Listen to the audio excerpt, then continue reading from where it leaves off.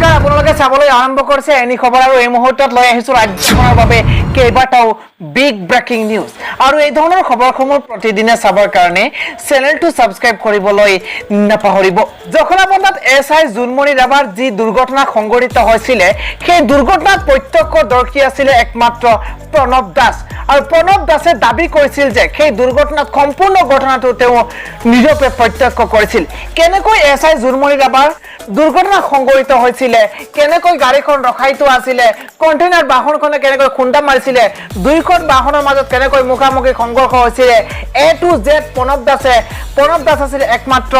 প্ৰত্যক্ষদৰ্শী আৰু প্ৰত্যক্ষদৰ্শী হিচাপে প্ৰণৱ দাসে দাবী কৰিছিল আৰু ইয়াৰ পিছত সিআইডিৰ ওচৰত তেওঁ কৈছিল কেনেদৰে ঘটনা সংঘটিত হৈছিল একমাত্ৰ প্ৰত্যক্ষদৰ্শী হিচাপে সাক্ষী দিছিল প্ৰণৱ দাসে আৰু এতিয়া সেই প্ৰণৱ দাসৰ আসল ৰূপ ওলাই পৰিছে প্ৰণৱ দাসৰ এগৰাকী পত্নীয়ে কি কৈছিল প্ৰণৱ দাস সন্দৰ্ভত প্ৰণৱ দাস আসলতে মানুহজন কোন আছিল প্ৰণৱ দাস মানুহটো ভাল নহয় বুলি মন্তব্য প্ৰকাশ কৰিছে প্ৰণৱ দাসৰ পত্নীয়ে বোকাখাতত প্ৰণৱ দাসৰ 7 পৰা 8 গৰাকী পত্নী আছে বুলি এগৰাকী পত্নীয়ে সাক্ষ্য দিছিল এগৰাকী পত্নীয়ে কৈছিল যে সংবাদ মাধ্যমৰ আগতে প্ৰণৱ দাস এজন ভাল মানুহ নহয় সেই মানুহজন চুৰ বুলি তেওঁ কৈছিল প্ৰণৱ দাস এজন চুৰ বুলি তেওঁৰ পত্নীয়ে কৈছিল খুদ পত্নী এনেধৰণৰ মন্তব্য কৰা পৰিলক্ষিত হৈছে বোকাখাতৰ প্ৰণৱ দাসৰ 7 পৰা 8 গৰাকী পত্নী আছে বুলি মন্তব্য কৰিছে প্ৰণৱ দাসক মিছলীয়া আখ্যা দিছে দ্বিতীয় পত্নীয়ে তেওঁ মিছলীয়া বুলি আখ্যা দিছে প্ৰণৱ দাসৰ আসল নাম প্ৰণৱ নহয় বুলি মন্তব্য কৰিছে তেওঁৰ নাম আসলতে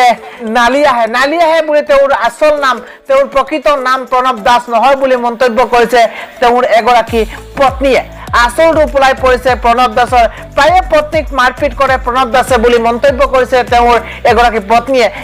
পত্নীৰ পৰা পইচা আনি আন এগৰাকী পত্নীক দিয়া বুলি মন্তব্য কৰিছে প্ৰণৱ দাসৰ পত্নীয়ে আমি আপোনালোকক সেই মন্তব্য শুনাম কি মন্তব্য কৰিছিল প্ৰণৱ দাসৰ এগৰাকী পত্নীয়ে আগতে শুনিলক প্ৰণৱ দাস কেইবাবাৰো জেললৈ যাব লগা হৈছে